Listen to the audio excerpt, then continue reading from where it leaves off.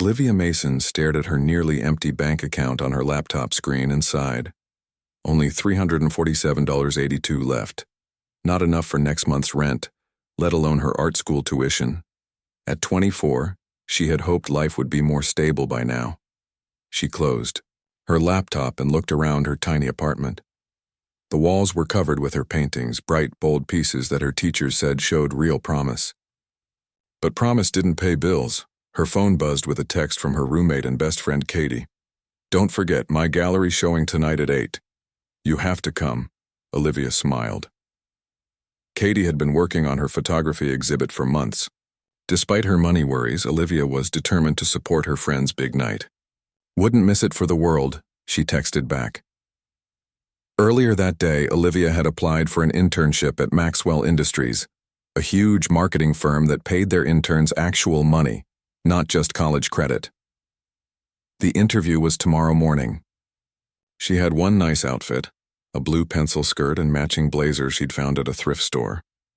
It would have to do. That evening, Olivia put on her favorite black dress, simple but flattering, and added a colorful scarf she had painted herself.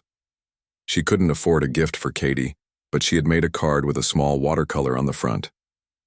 The gallery was packed when she arrived. Katie's black and white photographs of city life covered the walls, and people in fancy clothes sipped wine and nodded seriously at the art. Olivia felt a bit out of place but was proud of her friend. "You came!" Katie rushed over and hugged her. "What do you think?" "It's amazing," Olivia said honestly. "Everyone loves your work." Katie handed her a glass of wine. "Drink this. Mingle. There are some important people here who might be interested in your paintings." Olivia doubted that, but took the wine and wandered around admiring Katie's photographs. She was on her second glass when she first saw him. He was standing alone, looking at a large photograph of an old man feeding pigeons. He was tall, at least 6 feet, with broad shoulders and light brown hair that looked like it had been styled for a magazine shoot. He wore a simple black suit that fit him perfectly. Olivia couldn't help staring. He looked like he belonged on a billboard, not in this small gallery. As if feeling her eyes on him, he turned. His eyes were a striking blue that Olivia could see even from across the room. He smiled at her, and she quickly looked away, embarrassed to be caught staring. A few minutes later, she felt someone standing beside her. "This one's my favorite," a deep voice said. Olivia turned to find the handsome stranger next to her, looking at a photograph of a young girl dancing in the rain. "Mine too," she replied, trying to sound normal despite her racing heart. "There's so much joy in it." "I'm Ethan," he said, offering his hand. "Olivia." His hand was warm and his grip firm. "So, Olivia, are you a photographer too?" She shook her head. "No, I'm a painter. The photographer is my roommate, Katie." "A painter? What do you paint?" And just like that, they were talking. Ethan was easy to talk to, asking questions about her art and actually listening to her answers. He told her he was a model, in town for a photo shoot. That explained why he looked so perfect. "Just for a few days," he said. Then back to New York. As the gallery emptied out, Katie found them and insisted they all go dancing at a club nearby. Normally, Olivia would have said no. She had her interview tomorrow. But Ethan was looking at her with those blue eyes, and she heard herself saying, "Yes." The club was loud and crowded, but after another glass of wine, Olivia didn't mind. She danced with Ethan, surprised at how good he was. Most tall guys she knew were awkward dancers, but he moved with confidence. "You're good at this for a model," she teased. He laughed. "There's a lot you don't know about me." Later, they stepped outside for some fresh air. The night was cool and Olivia shivered in her thin dress. Without a word, Ethan took off his jacket and put it around her shoulders. "You don't have to do that," she said. "I want to." His voice was soft and he was standing very close. Under the glow of the streetlights with the distant sound of music from the club, Ethan looked down at her. "Can I kiss you?" he asked. Instead of answering, Olivia stood on her tiptoes and pressed her lips to his. The kiss was gentle at first, then deeper. His arms wrapped around her, pulling her close. She felt dizzy, and not from the wine. When they finally broke apart, Ethan's eyes were dark. "Do you want to get out of here?" he asked. Olivia knew she should say no. She had her interview tomorrow. She barely knew this man. But there was something about him, something that made her feel alive and reckless in a way she hadn't in a long time. "Yes," she said. They went to his hotel, a fancy place downtown that Olivia could never afford. His room was on the top floor with a view of the city lights. They kissed again as soon as the door closed behind them. What followed was a night Olivia would remember forever. Ethan was both gentle and passionate, making her feel beautiful and wanted. They talked between making love, about everything and nothing. Favorite books, childhood memories, dreams for the future. Ethan told her about growing up with wealthy but distant parents, about feeling trapped by others' expectations. Olivia told him about her struggle to make it as an artist, about her fear of failing. "You won't fail," he said, tracing her cheek with his finger. "You have fire in you, I can see it." They fell asleep in each other's arms. When Olivia woke, the sun was streaming through the windows. She was alone in the big bed. On the pillow next to her was a note written on hotel stationery. "Olivia, had to catch an early flight. Last night was magical. Thank you for sharing your fire with me. Ethan." No last name, no phone number, just a memory of a perfect night. Olivia looked at the clock and gasped. Her interview was in an hour. She gathered her things quickly, still wearing her dress from last night, and rushed out. At home, she showered and put on her interview outfit, trying not to think about Ethan. It had been just one night. A beautiful memory to keep, nothing more. Maxwell Industries was housed in a gleaming skyscraper downtown. Olivia's hands were sweating as she rode the elevator to the 50th floor. The receptionist, a perfectly groomed woman in her 40s, led her through a maze of hallways to a large office at the end. "Mr. Maxwell will see you now," she said, opening the door. Olivia stepped into the office and froze. Sitting behind a massive desk was Ethan. Her Ethan from last night. But he wasn't in jeans and a t-shirt like when they'd said goodbye at the club. He was in an expensive suit, his hair perfectly styled, looking every inch the powerful businessman. Their eyes met, and she saw the shock on his face quickly replaced by a carefully neutral expression. "Ms. Mason," he said formally, standing and extending his hand as if they were strangers. "I'm Ethan Maxwell. Please have a seat." Ethan Maxwell, not a model, but the billionaire CEO of Maxwell Industries, the man she had spent the night with, the man who was now about to interview her for an internship. Olivia felt like the floor was tilting beneath her feet. Somehow she made her legs work and sat down in the chair he indicated. "Let's begin, shall we?" he said, as if he hadn't held her in his arms just hours ago. And with that, the strangest job interview of Olivia's life began. Olivia somehow made it through the interview. Her mind raced with confusion and embarrassment, but she forced herself to answer Ethan's questions about her education, experience, and goals. He remained cool and professional, showing no sign that he recognized her beyond a slight tightness around his eyes. "Your portfolio is impressive," he said, looking through her digital samples. "You have a unique perspective that could be valuable to our creative team." When the interview ended, Ethan stood and extended his hand again. "Thank you for coming in, Ms. Mason. We'll be in touch." Their fingers touched and Olivia felt a jolt of electricity. For just a second, his professional mask slipped, and she saw something in his eyes. Regret? Desire? But it was gone so quickly, she might have imagined it. Outside the building, Olivia leaned against a wall, taking deep breaths. She had just interviewed with the man she had slept with last night, the man who had lied about being a model. She felt foolish and angry. He must have known who she was when he approached her at the gallery. Did he make a habit of sleeping with potential employees? Her phone rang. It was Katie. "How did the interview go?" Katie asked. "You won't believe it," Olivia said. "The CEO is the guy from last night, the model I went home with." Katie gasped. "Ethan is Ethan Maxwell, the billionaire? You knew who he was?" Olivia felt betrayed. "No, I swear, I've never met him before. I just invited people from all the big companies to the gallery. I had no idea he'd show up himself. Olivia sighed. Well, I definitely won't get the job now. This is so embarrassing. But 3 days later, Olivia received an email offering her the internship at Maxwell Industries. The salary was higher than advertised, and the position included health benefits. Unusual for an internship, the email was from Human Resources, not Ethan himself.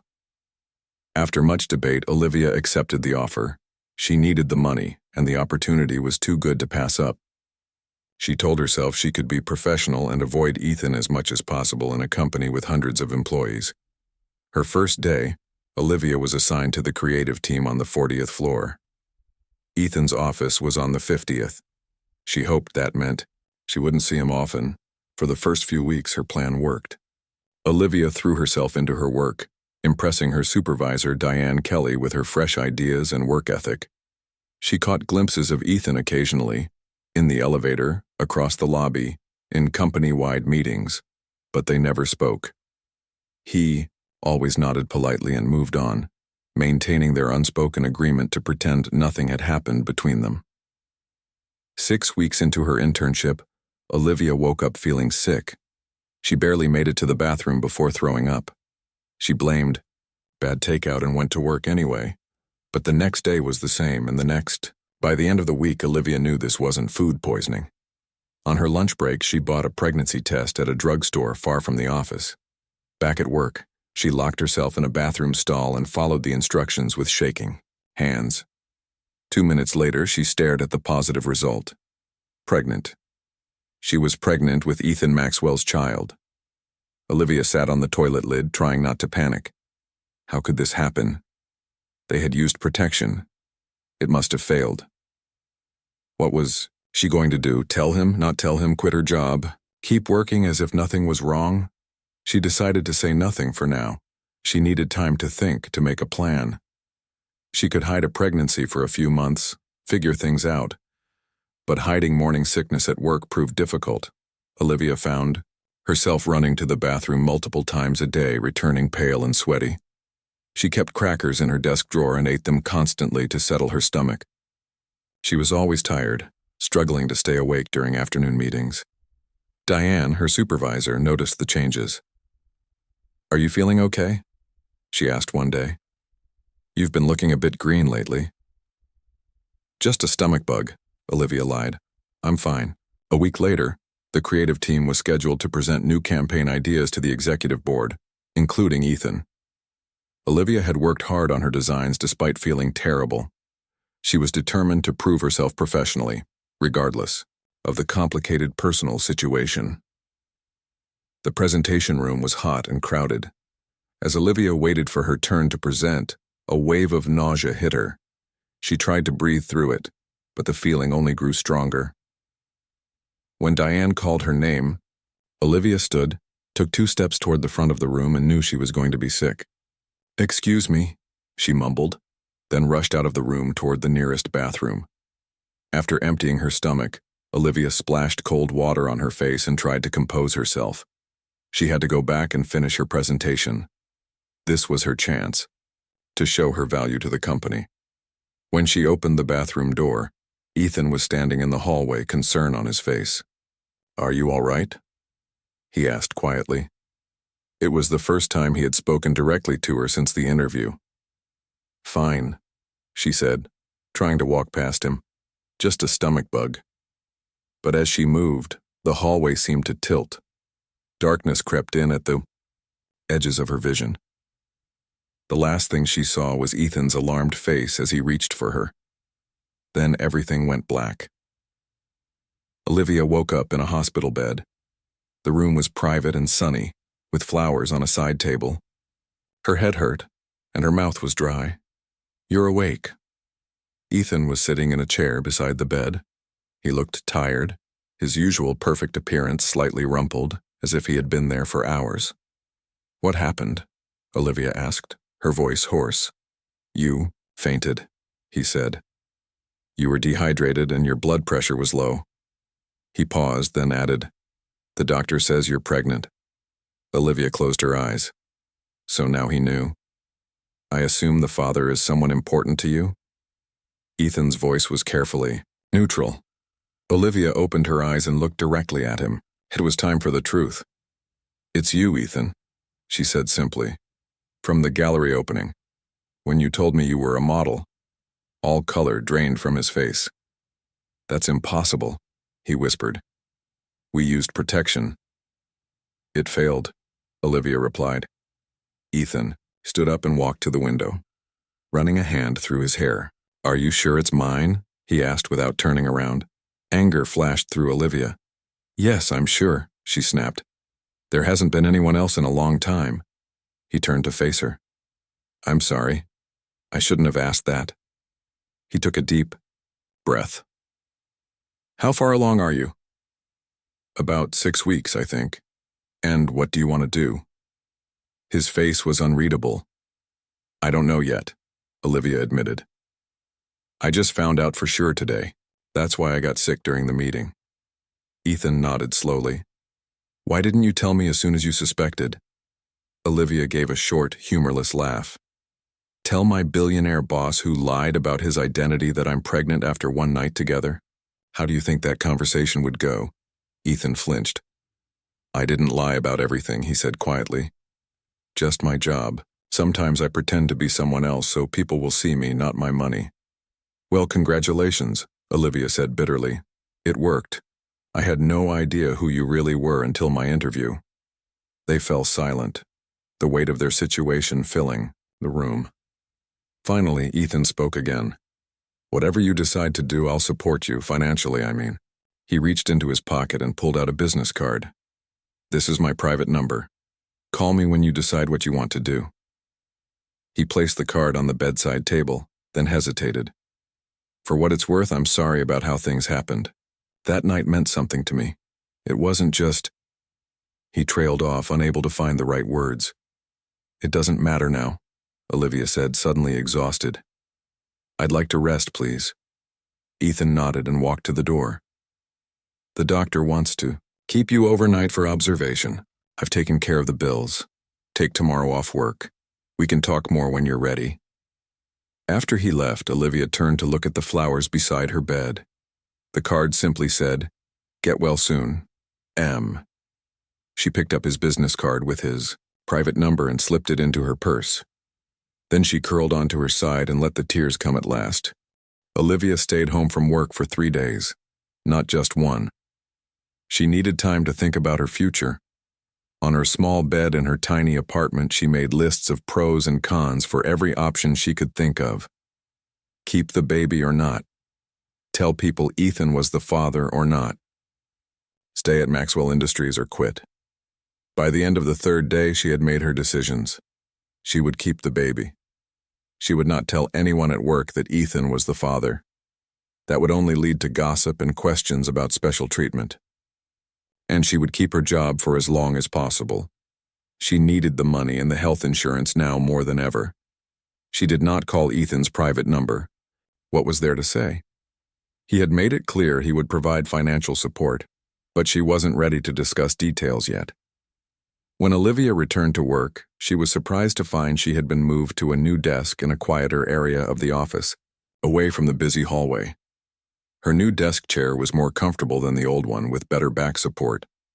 And most surprising of all, there was a small note from Diane saying that Olivia would be working on a special project that required less time in group meetings and more independent work.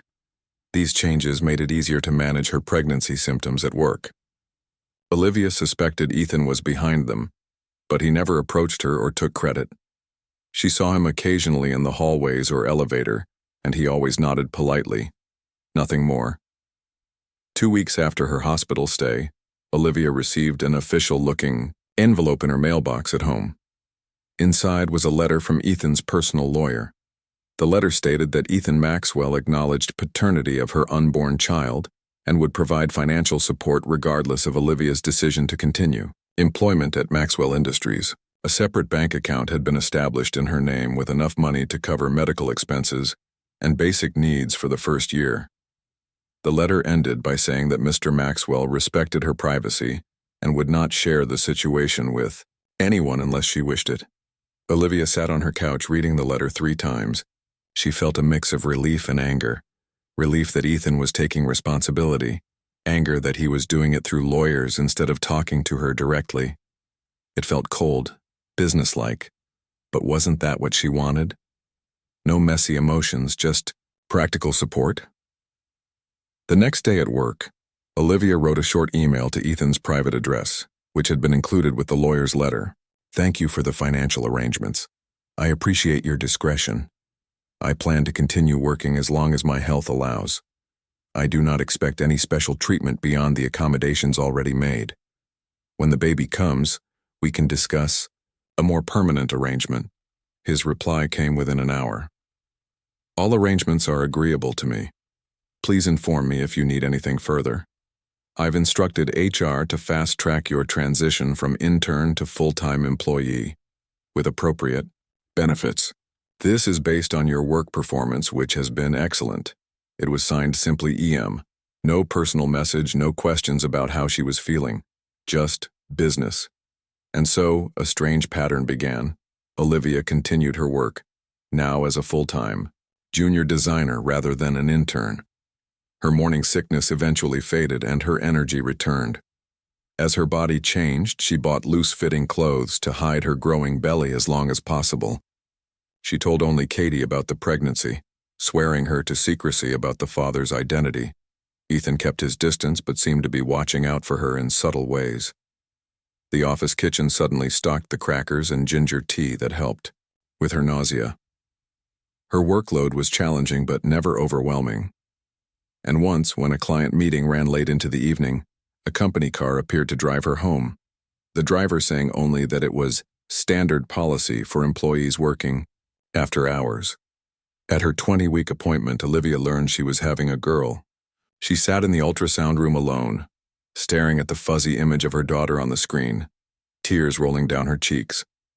She should be happy, and part of her was. But another part felt a deep sadness that her child's father was a stranger who communicated through lawyers and HR policies. That evening, Olivia sent Ethan an email with the ultrasound image attached. No message, just the picture. She wasn't sure why she sent it. They hadn't communicated directly in weeks. Maybe she just wanted him to see their daughter to make this more real for both of them. He didn't reply. Olivia told herself she hadn't expected him to. The next morning at work, she found a small gift box on her desk. Inside was a delicate silver bracelet with a tiny heart charm. There was no card, no name. But she knew it was from Ethan. She put it on and never took it off, even though no one knew its significance but her. As Olivia entered her 6th month of pregnancy, hiding her condition became impossible. She decided to tell Diane before the gossip started. To her surprise, Diane was supportive. I thought something was going on, Diane said. The sudden illness, the schedule changes. Don't worry about your job. We value your work here. Plenty of women have babies and successful careers. Olivia didn't mention who the father was, and Diane didn't ask. But as word spread through the office, Olivia noticed people watching her, whispering. She kept her head high and focused on her work. One Friday afternoon, Olivia was working late to finish a project. The office was nearly empty. She was so focused on her computer screen that she didn't notice someone approaching until a shadow fell across her desk. She looked up to find Ethan standing there looking uncomfortable. May I speak with you privately? He asked formally. Olivia nodded, her heart racing. This was the first time they had spoken directly in months. She followed him to a small conference room nearby. Once inside with the door closed, Ethan's professional mask slipped. How are you feeling? He asked, his voice softer than she'd heard it since that night at the gallery. Fine, Olivia said. Everything is normal with the pregnancy. Ethan nodded. I got the ultrasound picture, thank you for sending it. He paused. A girl? Yes. Have you thought about names? The question surprised her. It seemed so personal after months of formal distance. A few, Olivia admitted. I like Lily or maybe Grace. A small smile touched Ethan's lips. Those are nice. He hesitated, then added, My grandmother's name was Elizabeth. We called her Lily. I didn't know that. There's a lot we don't know about each other, Ethan said quietly, and awkward silence fell between them. Olivia rubbed her belly absently, and Ethan's eyes followed the movement. Can I? He began, then stopped. Olivia understood what he was asking. Slowly, she nodded. Ethan reached out a hand and gently placed it on her rounded belly. At that moment, the baby kicked, a strong movement right against his palm. Ethan's eyes widened in wonder. She knows her father, Olivia said softly. Ethan looked up, meeting her eyes. For the first time since their night together, she saw real emotion there. Not the cool businessman, but the man who had shared his dreams with her in the darkness. I've been a coward, he said suddenly. Hiding behind lawyers and company policies. I told myself I was respecting your space, but the truth is I was afraid. Afraid of what? Olivia asked.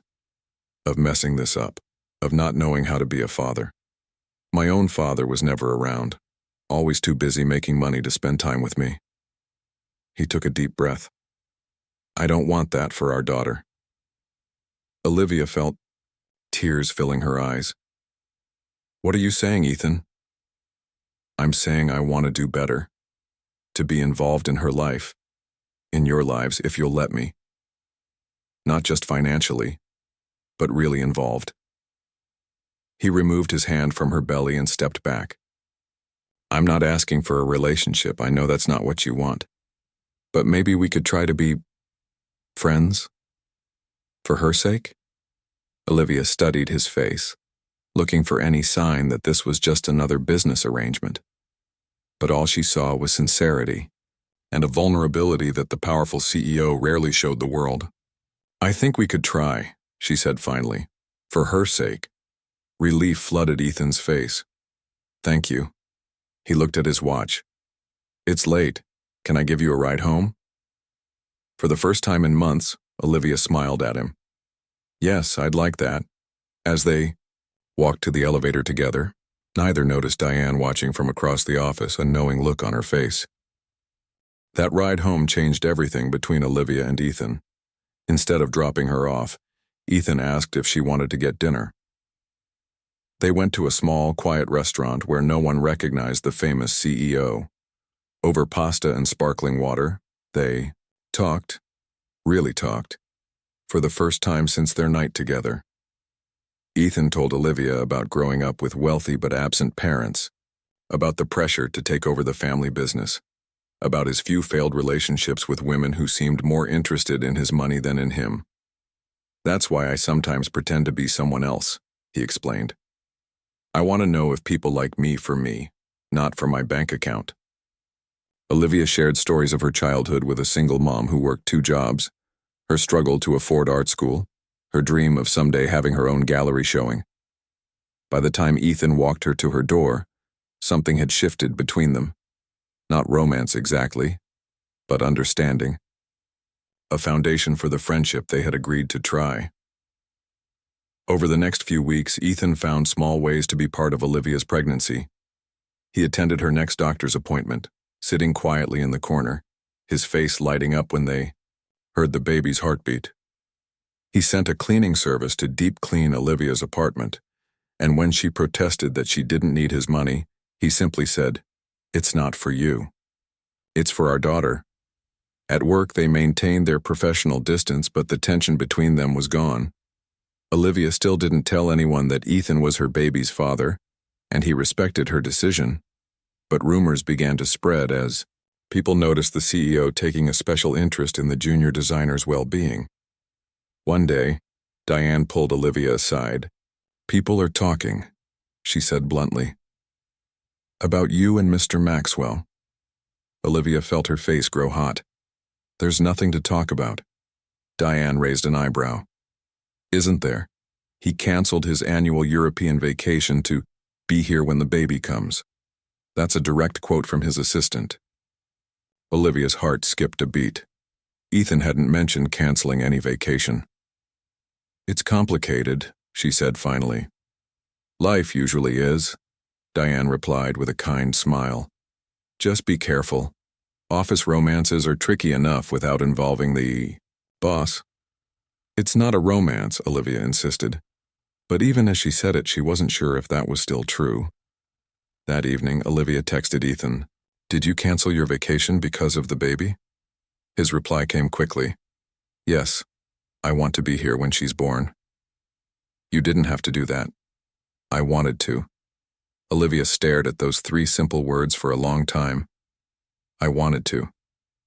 Not, I had to, or, it's my responsibility. He wanted to be there. The company Christmas party was held in a grand hotel ballroom 2 weeks later. Olivia, now 7 months pregnant, debated whether to attend.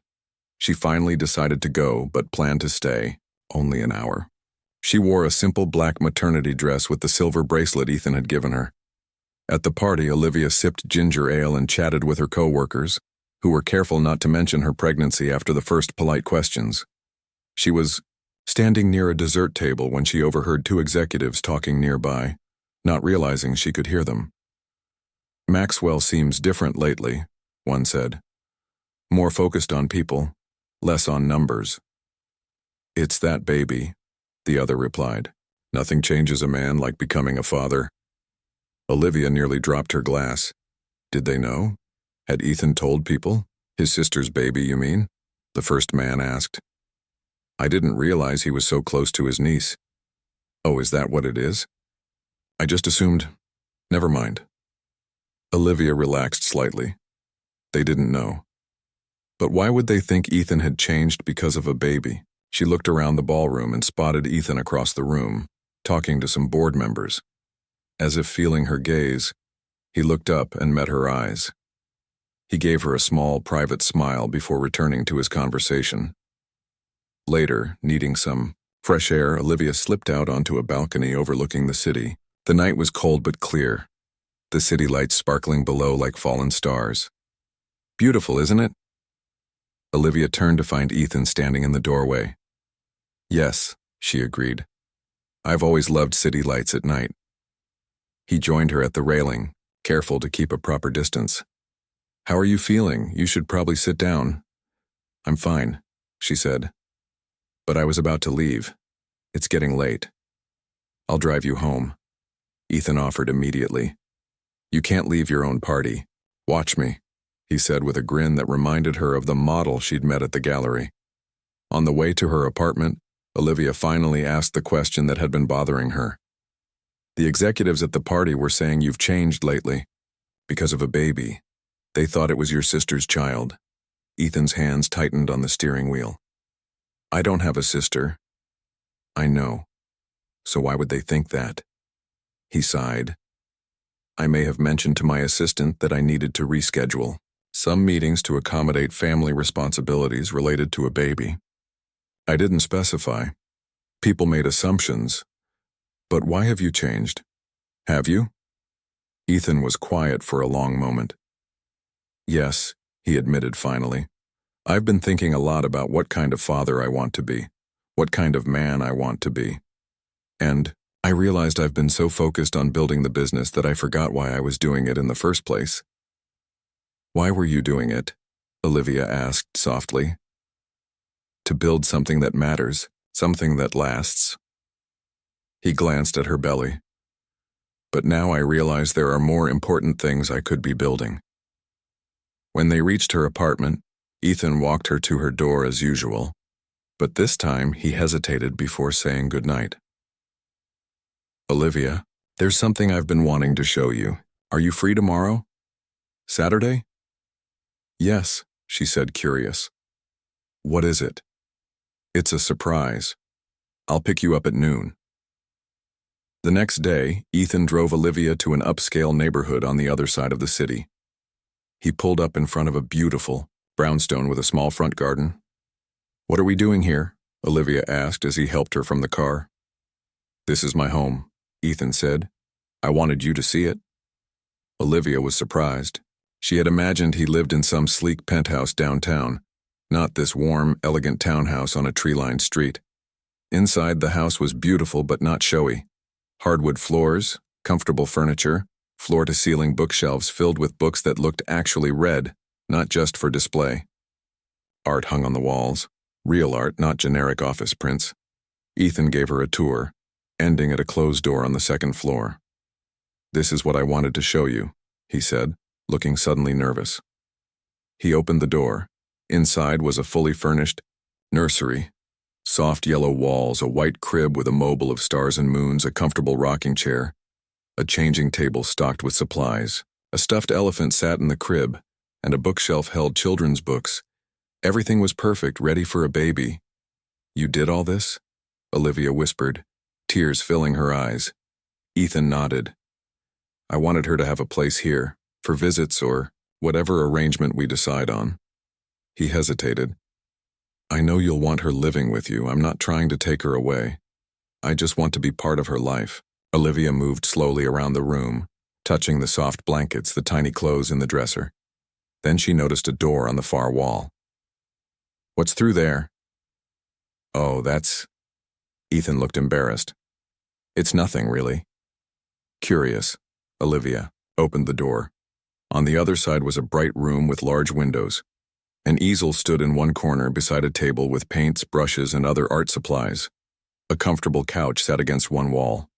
"It's a studio," Ethan explained quickly. "I thought maybe when you brought the baby to visit, you might want somewhere to paint while she naps. But only if you want to, of course." Olivia turned to look at him, really look at him. Not the billionaire CEO, not the fake model, but the man who had created a space for their child and thought to include a place for her to pursue her dreams too. "This is the kindest thing anyone has ever done for me," she said softly. Ethan stepped closer. "Olivia, I know we started with a lie, and I'm sorry for that. But everything since has been real. I care about you, not just as our daughter's mother, but as you, the artist with fire in her eyes who wasn't impressed by my money or my position." He took a deep breath. "I'm not asking for anything. I just wanted you to know." Olivia didn't know what to say. Her feelings for Ethan had grown complicated over these months, from attraction to anger to cautious friendship to something she wasn't ready to name. "I need time," she said finally. "You have it," Ethan replied simply. "All the time you need." As they left the nursery, Olivia felt the baby kick strongly. She took Ethan's hand and placed it on her belly. "I think she likes her room," she said with a small smile.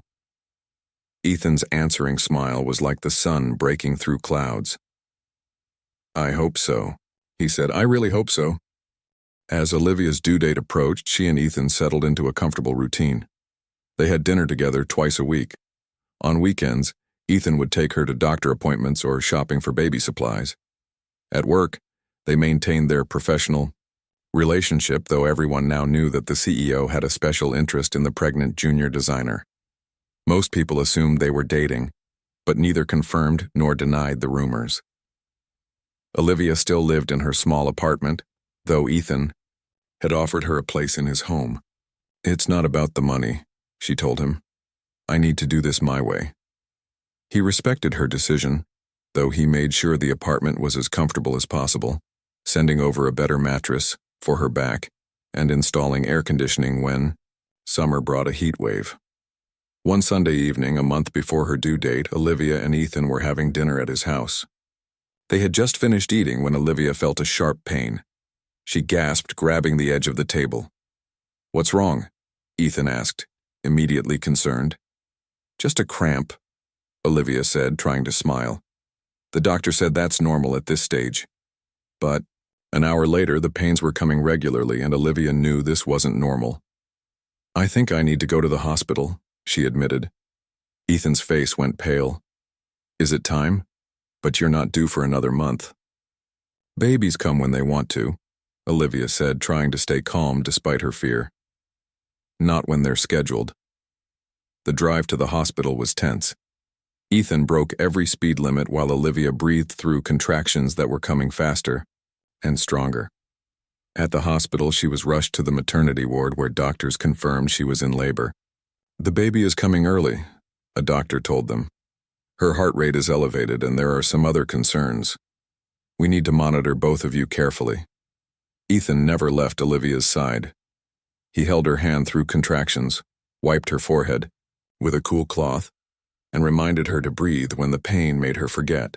When the doctor recommended an emergency C-section due to complications, Ethan's face showed his fear, but his voice remained steady as he promised Olivia everything would be fine.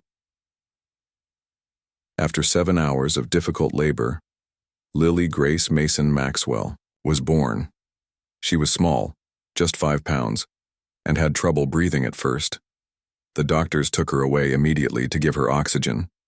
Olivia, exhausted from the delivery, couldn't even hold her daughter before complications caused her to lose consciousness. When Olivia woke up, she was in a private hospital room. Her body felt heavy and sore, and her mind was foggy from medication. For a moment, she couldn't remember where she was or why. Then it all came flooding back. "Lily," she whispered. "Where's my baby?" "She's right here." Olivia turned her head to see Ethan sitting in a chair beside her bed. In his arms was a tiny bundle wrapped in a pink blanket. He stood carefully and brought the baby to Olivia. "She's perfect," he said softly, placing their daughter in Olivia's arms for the first time. 5 pounds, 2 ounces. The doctors say, she's healthy, just small because she came early. Olivia looked down at her daughter's face and felt a love so powerful it took her breath away. Lily had Ethan's blue eyes and a wisp of dark hair like Olivia's. Her tiny hand gripped Olivia's finger with surprising strength. "How long was I out?" Olivia asked, not taking her eyes off Lily. "Almost 24 hours, Ethan said. "You lost a lot of blood. They had to do a transfusion." His voice cracked slightly. "I was worried." Olivia looked up at him then and saw the fear and exhaustion in his face. He had dark circles under his eyes, and his clothes were wrinkled. It was clear he hadn't left the hospital. "You stayed," she said. "Of course I stayed." He gently touched Lily's cheek. "You're my family now, both of you." In the days that followed, Olivia recovered slowly while Lily grew stronger in the neonatal unit. Ethan arranged for the best doctors and nurses, but he did more than throw money at the situation. He was there every day, learning to change diapers, give baths, and feed their tiny daughter. He took paternity leave from work, something unheard of for a CEO, and moved Olivia into his guest room once she was discharged so he could help care for her and Lily. "Just until you're back on your feet," he insisted when she protested. "Then you can go back to your apartment if that's what you want." But as the weeks passed, Olivia found herself in no hurry to leave. Ethan's home was comfortable and convenient, with the beautiful nursery for Lily and the art studio he'd created for Olivia. More importantly, she enjoyed watching Ethan with their daughter. For a man who had never held a baby before Lily, he was a natural father, patient, gentle, and completely in love with his little girl. One evening, 3 months after Lily's birth, Olivia was painting in the studio while Lily napped in the nursery next door. Ethan knocked softly on the open door. "Am I interrupting?" he asked. "No, come in," Olivia said, putting down her brush. "I'm just playing around with some ideas." Ethan looked at the canvas where Olivia had been painting a scene of the city at night, lights twinkling against a dark sky. "It's beautiful," he said, "like the view from the balcony at the Christmas party." Olivia smiled, surprised he remembered. That's what inspired it. Ethan sat down on the couch. "I wanted to talk to you about something." He looked nervous, which was unusual for the confident CEO. "Your lease on your apartment is up next week." "How do you know that?" Olivia asked, though she wasn't really surprised. Ethan had a way of knowing everything. "I might have checked," he admitted. "The thing is, you and Lily have been here for 3 months now, and it's been good, hasn't it?" "It has," Olivia agreed. She couldn't deny that living with Ethan had been easier than she expected. They had developed a comfortable routine, sharing meals and childcare duties, talking late into the evening after Lily was asleep. "So I was thinking," Ethan continued, "maybe you don't need to renew your lease. Maybe you and Lily could stay here, permanently." Olivia's heart beat faster. Are you asking us to move in with you? Yes. No. Ethan ran a hand through his hair, flustered. I'm not just asking you to move in. I'm asking for more than that. He took a deep breath. I love you, Olivia. I think I've loved you since that night at the gallery, before I knew anything about you except that you had fire in your eyes when you talked about art. Olivia sat very still, afraid to break the moment. These past months, watching you with Lily, seeing your strength and kindness. It's only made me love you more, Ethan continued. I know this isn't how either of us planned things. We did everything backwards, baby first, then friendship, and now, whatever this is. He reached for her hand. But I don't care about the order. I just care about you. Both of you. What are you saying, Ethan? Olivia asked softly. I'm saying I want us to be a real family. You, me, and Lily. His blue eyes were earnest. I'm not asking you to marry me. Not yet. That would be too much pressure. I'm just asking for a chance. A chance to show you that what we have could be something amazing. Olivia looked at this man who had changed so much since she'd met him. The cold, distant CEO was gone, replaced by a devoted father who sang lullabies and didn't mind spit up on his expensive shirts. A man who had created a space for her art because he understood it was part of who she was. I think, she said slowly, that we've already proven what we have is something amazing. Hope lit up Ethan's face. Is that a yes? Olivia smiled. Yes, we'll stay. Ethan pulled her into his arms, holding her like she was the most precious thing in the world. When he kissed her, it felt like coming home. In the nursery next door, Lily began to cry. They broke apart laughing. Perfect timing, Ethan said. She gets that from you, Olivia teased. Always interrupting important meetings. They went together to the nursery. Ethan picked up Lily, and she immediately stopped crying, looking up at her father with his own blue eyes. I think she approves of our arrangement, he said. Olivia leaned against his side, looking at their beautiful daughter. 1 year ago, I was a struggling art student who met a handsome model at a gallery. Now I'm a designer with a successful career, mother to the most perfect baby girl, and... She looked up at Ethan, in love with a billionaire who turned out to be a pretty great guy. Sounds like a fairy tale, Ethan said, wrapping his free arm around her. Better, Olivia replied. It's real. Outside the window, the city lights began to twinkle as night fell, mirroring the painting Olivia had been working on.